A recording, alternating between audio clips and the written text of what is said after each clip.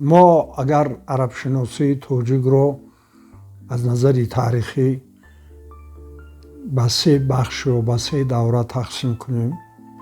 яъне давраи пеш аз инқилоби октябр ки таърихи хело тӯлонӣ дорад, давраи инқилоби октябр ки ҷумҳурии Тоҷикистон дар зимни иттиҳоди шӯравӣ буд ва арабшиносӣ дар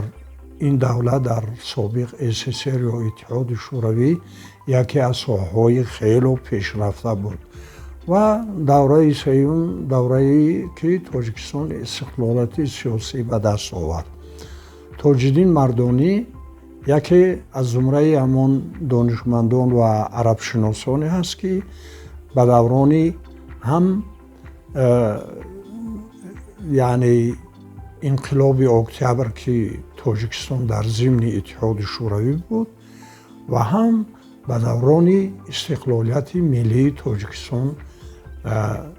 дахл дорад. ва гуфтан метавонем ки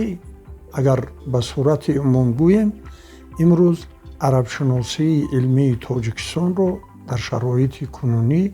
бидуни Тоҷиддини Мардонӣ тасаввур кардан хело душвор аст. ва аз назари илмӣ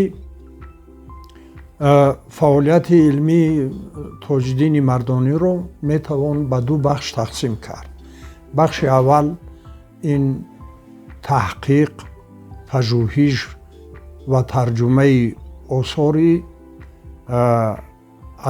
адибон ва мутафаккирони арабизабони тоҷик ва бахши дуюм ки устод Мардонӣ дар як давраи муайян ба симати дипломати тоҷик хизмат карданд ва дар ин ҷода ҳам яке аз сафирону фиристодаҳои муваффақ буданд. акнун албатта аз хизматҳои бисёр муҳим ва мондагору арзандаи устод Тоҷиддин Мардонӣ ин аст ки ин кас диққати асосӣ ва таваҷҷӯҳро ба адабиёти арабизабони тоҷик ки ин як бахши муҳими адабиёти тоҷикро ташкил медиҳад, чунон ки мо шоҳид ҳастем, қариб даҳҳо асарҳои мустақил ва мақолаҳои зиёд эҷод карданд, навиштанд ва масоили мухталифе ки ба адабиёти арабизабони тоҷик ва намояндагони маъруфи онҳо марбуту дахл дорад, ба ин масъала рӯшанӣ андохтанд. чунон ки маълум аст, адабиёти тоҷик ба сабаби робитаҳо ва қаробатҳои фарҳангӣ, сиёсӣ ва динӣ ва забони тоҷикӣ ва забони арабӣ як бахши на танҳо фалсафа ва илм, балки адабиёти миллати мо ба арабӣ навишта шуд ва дар ин ҷода номҳои шахсиятҳои бузургеро аз қабили Ибни Муқаффа, Абдулҳамиди Котиб, Абунуввос, масалан нависандагони бузургеро мо номбар карда метавонем ки онҳо на танҳо ба адабиёти тоҷик, балки ба адабиёти арабизабон ва ба арабҳо низ хизмат карданд ва мавқеъу манзалати ва таъсири адабиёти тоҷикро ба адабиёти классикии араб дар ҳамон замонҳо ба сурати хело қобили мулоҳиза ва чашмрас тасвир карданд. ва ана ҳамин масъалаи шинохт, масъалаи таҳқиқ ва пажӯҳиши адабиёти арабизабони тоҷик ки яке аз масъалаҳои ба назари банда бисёр ҳам муҳими адабиётшиносӣ, фарҳангшиносии тоҷик мебошад, диққати устод Мардониро ҳамчун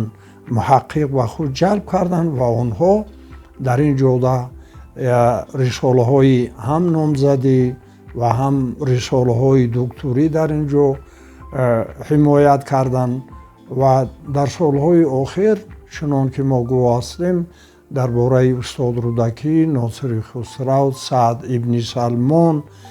дар бораи масалан бисёр намояндагони машҳури адабиёти арабизабони тоҷик мақолаву рисолаҳои алоҳида таълиф карданд, ки бешубҳа дар пешрафти ҳам адабиётшиносии тоҷик ва дар айни замон арабшиносии навини муосири тоҷик як сухани нав ва як хизмати хело барҷаста аст. ҷанбаи дуюме ки устод Тоҷиддин Мардонӣ хизматҳои хело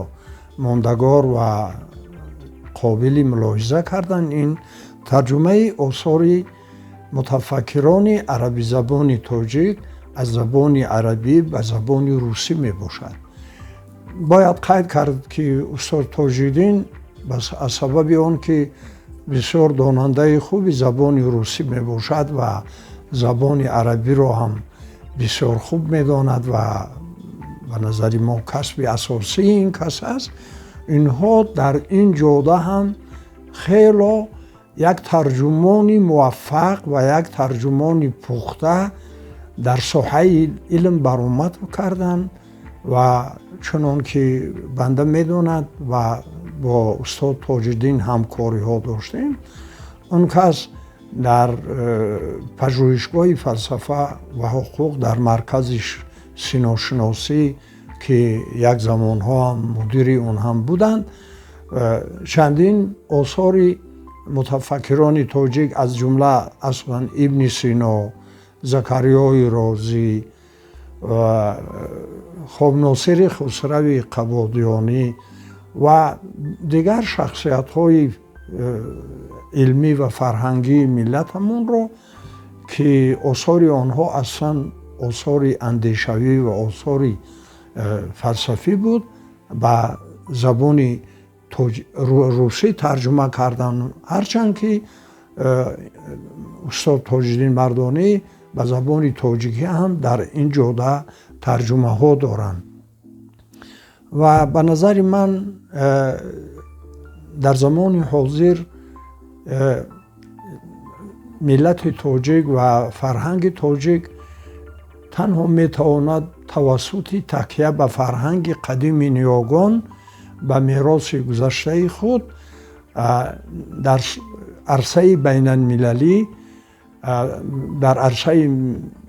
байналмилалӣ мақому мартабаи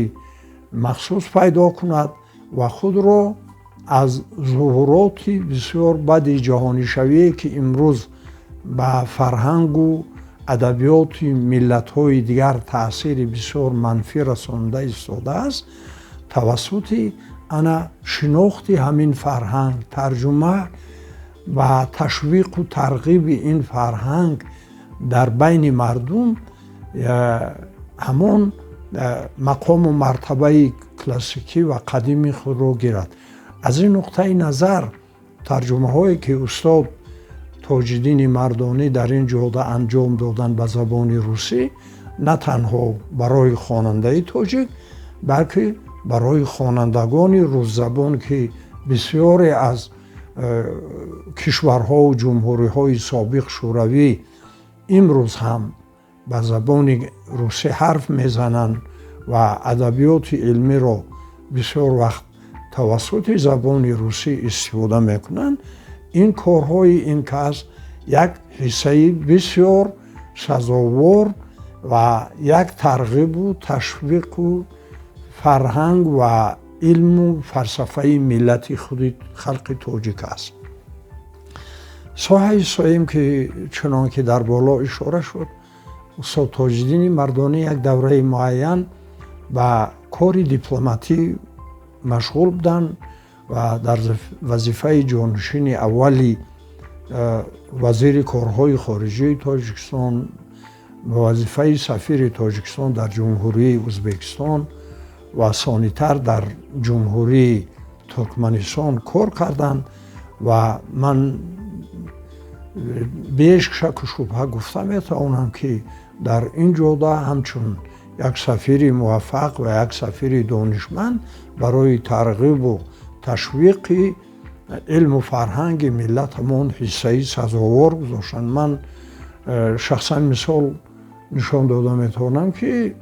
бо ташаббуси устод Тоҷиддини Мардонӣ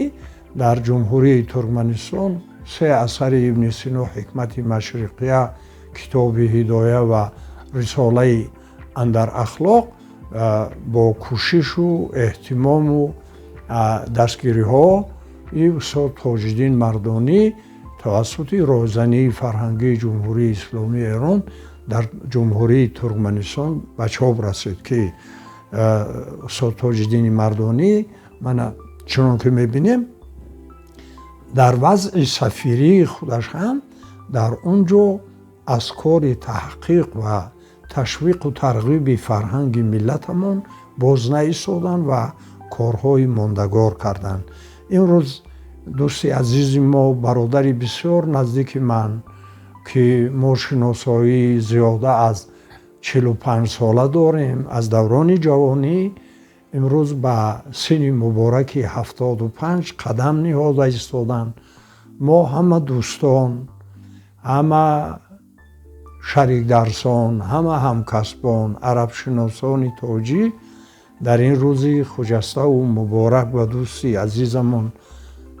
устод Тоҷиддини Мардонӣ пеш аз ҳама тани сиҳат, дили беғам, хонаи обод, муваффақият дар корҳо ва албатта пешравӣ дар соҳаи арабшиносии навини тоҷик орзуманд ҳастем ва аз Худованди мутаол талабу орзу дорем, ки устод Тоҷиддини Мардонӣ дӯсти азизи мо солҳои зиёд барои арабшиносии илмии Тоҷикистон ва барои ватани азизи мо Тоҷикистони азиз хизмат карда бошанд.